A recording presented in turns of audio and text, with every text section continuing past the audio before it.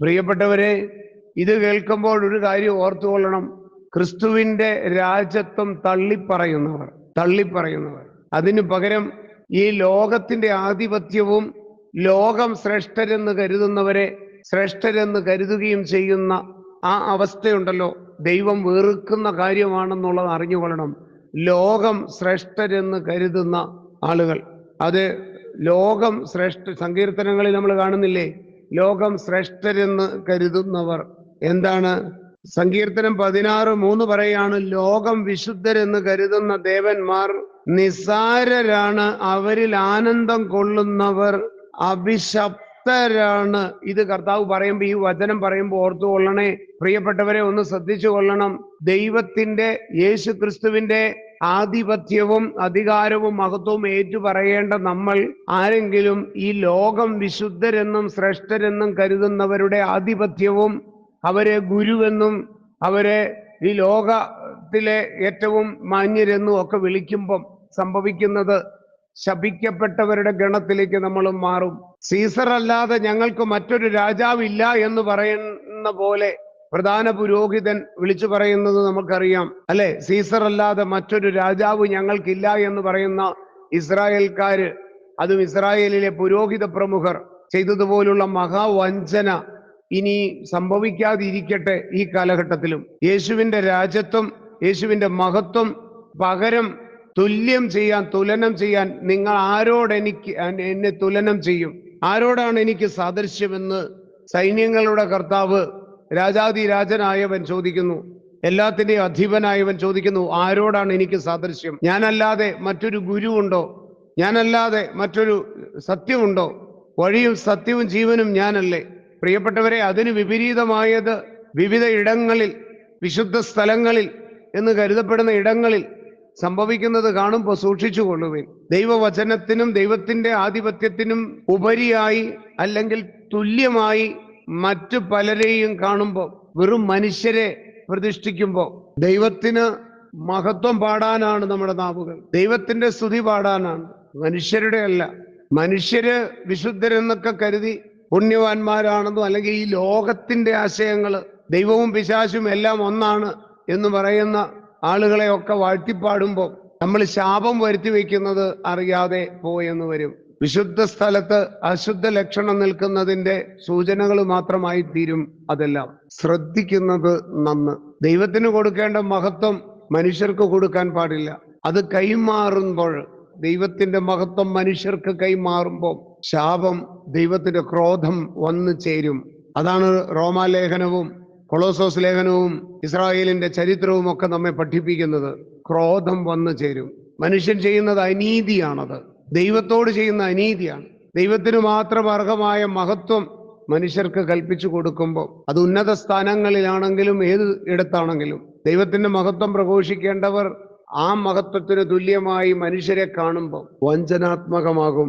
മതപരമായ വഞ്ചനയുടെ മറ്റൊരു വകഭേദമാകും. അതും മതപരമായ വഞ്ചനയുടെ മറ്റൊരു വകഭേദം. CCC 675 പറയുന്ന മതപരമായ വഞ്ചനയുടെ. ദൈവത്തോട് നിങ്ങൾ എങ്ങനെ, ആരെ തുലനം ചെയ്യും? അതുകൊണ്ടാണ് മത്തായി 23 8 വാക്യം വായിച്ചു കൊള്ളുക.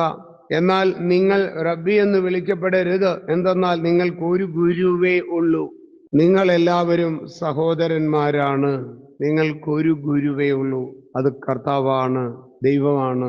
ഒരു ഗുരുവേ ഉള്ളൂ, മറ്റാരെയും നിങ്ങളുടെ ഗുരുവായി സ്വീകരിക്കരുത്. അവരുടെ പ്രബോധനങ്ങളും നിങ്ങൾ ചെവി കൊടുക്കാൻ പോകരുത്. അതിൽ വഞ്ചനയുണ്ട്. കാരണം ഈ ദിവസങ്ങളിൽ നമ്മൾ കാണുകയും വായിക്കുകയും കേട്ടറിയുകയും ചെയ്യുന്നു, ഒരു മതം ഒരു ദൈവം, ഒരു ജാതി ഒരു മതം, അല്ലേ? ഇങ്ങനെയെല്ലാം പറയുന്നു. ഒരു ദൈവം, മതം ഏതായാലും കുഴപ്പമില്ല, നല്ല മനുഷ്യരായിരുന്നാൽ മതി എന്നൊക്കെയുള്ള ഉപദേശങ്ങൾ നൽകുന്ന ശ്രീനാരായണ ഗുരു എന്ന് വിളിക്കപ്പെടുന്ന ആ നാരായണനെ ലോകഗുരുവായിട്ടും ഒക്കെ പ്രഖ്യാപിക്കുമ്പോൾ ഉണ്ടാകുന്ന ബുദ്ധിമുട്ടുകളാണിത്. കാരണം എല്ലാ മതങ്ങളും ഒന്നല്ല. യഹൂദ മതം മറ്റു മതങ്ങളിൽ നിന്ന് വ്യത്യസ്തരായി നിൽക്കുന്നതിന് അവർക്ക് വ്യക്തമായ കാരണമുണ്ടായിരുന്നു. അവർ വിശ്വസിക്കുന്ന ദൈവം ഏക സത്യ ദൈവമാണ്, സ്വർഗസ്ഥനായ ദൈവം. ആ ദൈവമാണ് കൽപ്പനകൾ നൽകിയത്. ആ ദൈവവും മനുഷ്യനിർമ്മിത വിഗ്രഹ ദൈവങ്ങളും എന്ന് മനുഷ്യർ വിളിക്കുന്ന, ദേവന്മാരെന്ന് വിളിക്കുന്നവരും തുല്യമല്ലെന്നുള്ള വ്യക്തമായ ബോധ്യം ഈ ഗുരുവെന്ന് വിളിക്കുന്ന, മനുഷ്യർ വിളിക്കുന്ന ആ വ്യക്തിയുടെ പ്രബോധനം വെച്ചു പോയാൽ തീത്തോസിന് എഴുതിയ ലേഖനം 2-ാം അധ്യായത്തിൽ നമ്മൾ കാണുന്ന 11-12 വാക്യങ്ങളിൽ കാണുന്ന കാര്യങ്ങൾ അവിടെ സംഭവിക്കും. എല്ലാ മനുഷ്യരുടെയും രക്ഷയ്ക്കായി ദൈവത്തിന്റെ കൃപ പ്രത്യക്ഷപ്പെട്ടിരിക്കുന്നെന്നുള്ള യാഥാർത്ഥ്യം മറക്കരുത്. ആ കൃപ യേശു ക്രിസ്തുവിലൂടെ മാത്രമാണ് നൽകപ്പെട്ടിരിക്കുന്നത്. കൃപയും സത്യവും ആകട്ടെ യേശുവിലൂടെ മാത്രമാണെന്ന് ഓർക്കണം. 12-ാം വാക്യം നിർമ്മതത്വവും എന്ന് പറഞ്ഞാൽ എല്ലാ മതവും ഒരുപോലെയാണ്, അല്ലെങ്കിൽ ഒരു മതത്തിനും വലിയ പ്രസക്തിയൊന്നുമില്ല, പ്രാധാന്യമൊന്നുമില്ല.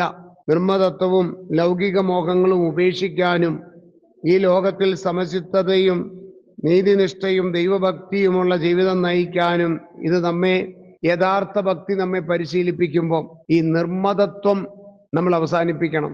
അത്തരത്തിലുള്ള പ്രബോധനങ്ങൾ, അദ്ദേഹത്തിൻ്റെതുപോലുള്ള പ്രബോധനങ്ങൾ നിർമ്മതത്വത്തിലേക്ക് നയിക്കുള്ളൂ.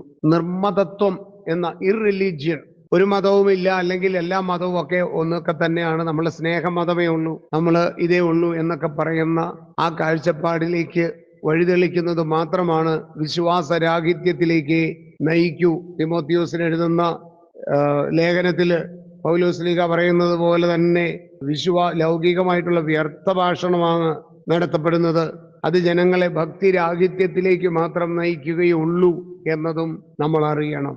നിങ്ങൾ ഈ ലോകത്തിന് അനുരൂപരാകരുത്. നമ്മൾ വ്യക്തമായി തിരിച്ചറിവും ബോധ്യത്തോടും കൂടെ എന്തുകൊണ്ടാണ് അങ്ങനെ പറയുന്നതെന്നുള്ള ബോധ്യത്തോടു കൂടെ തന്നെ ആയിരിക്കണം. എന്തെങ്കിലുമൊക്കെ വിളിച്ചു പറയാൻ നമ്മുടെ സ്ഥാനവും നമ്മുടെ അധികാരവും നമ്മെ അനുവദിക്കുന്നില്ല.